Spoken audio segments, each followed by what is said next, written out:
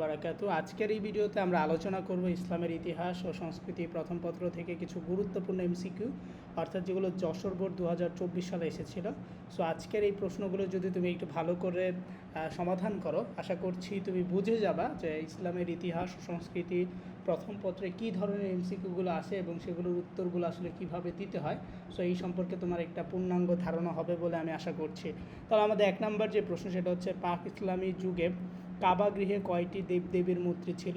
So খুবই important একটা question. সেটা হচ্ছে কয়টি ছিল? 360টি ছিল, আমরা জানি, যেগুলো হযরত মুহাম্মদ সাল্লাল্লাহু আলাইহি ওয়াসাল্লাম সরিয়ে দিয়েছিলেন।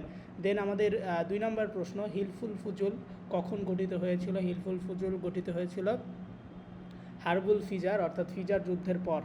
দেন 3 নম্বর প্রশ্ন, হযরত মুহাম্মদ সাল্লাল্লাহু আলাইহি সাল্লামের দুধ মাতার নাম কী ছিল? হালিমা। দেন 4 নম্বর প্রশ্ন, কোন খলিফার আমলে নৌবাহিনী গঠিত হয়েছিল? খুবই ইম্পর্ট্যান্ট একটা কোশ্চেন, এটা পরীক্ষা আসতে পারে, অনেক বেশি ইম্পর্ট্যান্ট এই কোশ্চেনটা, যে কোন খলিফার আমলে নৌবাহিনী গঠিত হয়েছিল? হজরত ওসমান রাদিয়াল্লাহু তাআলা আনহুর আমলে।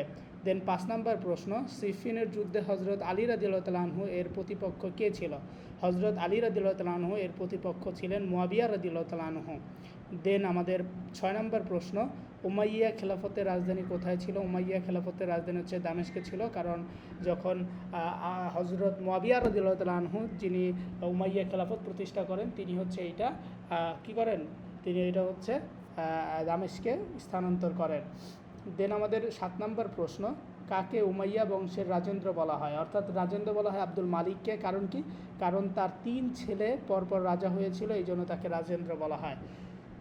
দেন হচ্ছে জাব নদীর যুদ্ধ কত সালে সংগঠিত হয়েছিল? জাব নদীর যুদ্ধ হচ্ছে, অর্থাৎ যাকে জবের যুদ্ধ বলা হয়, যেটা 750 খ্রিস্টাব্দে গঠিত হয়েছিল। দেন দেশের একজন শাসক ছিলেন অত্যন্ত ধর্মপরায়ণ ও ন্যায়নিষ্ঠ।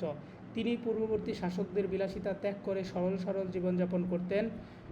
তিনি সাম্রাজ্যের সকল নাগরিকদের সমান অধিকার প্রতিষ্ঠা করায় অমুসলিমরাও তার প্রতি আকৃষ্ট ছিল। এটা হচ্ছে উদ্দীপকের হচ্ছে অর্থাৎ উমর বিন আব্দুল আজিজ, যাকে ইসলামের 5ম খলিফা বলা হয়। দেন 10 নম্বর প্রশ্ন, উক্ত খলিফার শাসনামলের বৈশিষ্ট্য কী ছিল? উক্ত খলিফার শাসনামলের বৈশিষ্ট্য ছিল জিজিরা কর রহিতকরণ, সাম্য এবং মৈত্রীর প্রতিষ্ঠাতা এবং সাম্রাজ্যে শান্তি এবং সমৃদ্ধি গঠন করা, সবগুলোই হবে। দেন আব্বাসী বংশের প্রতিষ্ঠাতা কে ছিলেন? আব্বাসীয় বংশের প্রতিষ্ঠাতা ছিলেন আব্দুল আব্বাস আস-সাফা। সাফা মানে হচ্ছে আস-সাফা মানে হচ্ছে রক্ত পিপাসু। 12 নম্বর প্রশ্ন, বাগদাদ নগরীর প্রতিষ্ঠাতা হচ্ছে আল মনসুর। দেন 13 নম্বর প্রশ্ন, আল কানুন ফিত তিব কোন বিষয়ক গ্রন্থ? এটি হচ্ছে একটি চিকিৎসা বিষয়ক বিজ্ঞান। স্পেনে উমাইয়া আমিরাতকে প্রতিষ্ঠা করেন প্রথম আব্দুর রহমান প্রতিষ্ঠা করেন। দেন কর্ডোবায় গ্র্যান্ড মসজিদের কাজ সম্পন্ন করেন কে? দ্বিতীয় হাকাম। 16 নম্বর প্রশ্ন, ফাতিমীয়দের খেলাফতের রাজধানী কোথায় ছিল? ফাতিমীয়দের খেলাফতের রাজধানী ছিল মিশরের কায়রোতে। 17 নম্বর প্রশ্ন, সুলতান সালাউদ্দিন আইয়ুবী কোন বংশের শাসক ছিলেন বা কোন বংশের ছিলেন? তিনি কুর্দি বংশের ছিলেন। দেন আমাদের প্রশ্ন নাম্বার 18, আরবদের কোন অংশটি সবচেয়ে উর্বর ছিল? আরবদের হচ্ছে ইয়েমেন অংশটি সবথেকে বেশি উর্বর ছিল। নামক একজন ব্যক্তি নিজ জন্মভূমি থেকে বিতাড়িত হয়ে বহু বাধা বিপত্তি অতিক্রম করে নামক দ্বীপে এসে এক নতুন সাম্রাজ্য প্রতিষ্ঠা করেন। সেখানে শিক্ষা সংস্কৃতির ব্যাপক কী করেন? উন্নতি সাধন করেন। এটা হচ্ছে প্রথম আব্দুর রহমান। ব্যক্তি হচ্ছে প্রথম আব্দুর রহমান। উক্ত শাসককে আরবের ঈগল বলা হওয়ার কারণ কি? কারণ হচ্ছে সবগুলোই, অর্থাৎ তার অসীম ধৈর্য এবং তিনি সাহস ছিলেন, একাকী রাজ্য প্রতিষ্ঠা করেন এবং দূরদর্শিতা এবং বিচক্ষণতা ছিল। রিদ্দার যুদ্ধ কার শাসনামলে সংগঠিত হয়? হজরত আবু বকর রাদিয়াল্লাহু তাআলা আনহুর যুদ্ধ। রিদ্দা মানে হচ্ছে যারা হচ্ছে জাকাত দিতে অস্বীকার করেছিল, তাদের বিরুদ্ধে এই যুদ্ধ ঘোষণা করেছিলেন। মক্কা বিজয়ের পর হযরত মুহাম্মদ সাল্লাল্লাহু আলাইহি ওয়াসাল্লাম পরাজিতদের প্রতি কী নীতি গ্রহণ করেন? পরাজিতদের প্রতি তিনি সাধারণ ক্ষমা গ্রহণ করেন। হিজরি সন গণনা শুরু হয় কার শাসনামলে? হজরত ওমর রাদিয়াল্লাহু তাআলা আনহুর শাসনামলে। খালিদ বিন ওয়ালিদ কোন উপাধিতে ভূষিত ছিলেন? সাইফুল্লাহ উপাধিতে ভূষিত ছিলেন। কোন যুদ্ধে হযরত মুহাম্মদ সাল্লাল্লাহু আলাইহি ওয়াসাল্লামের দাঁত মোবারক শহীদ হয়? উহুদ যুদ্ধে।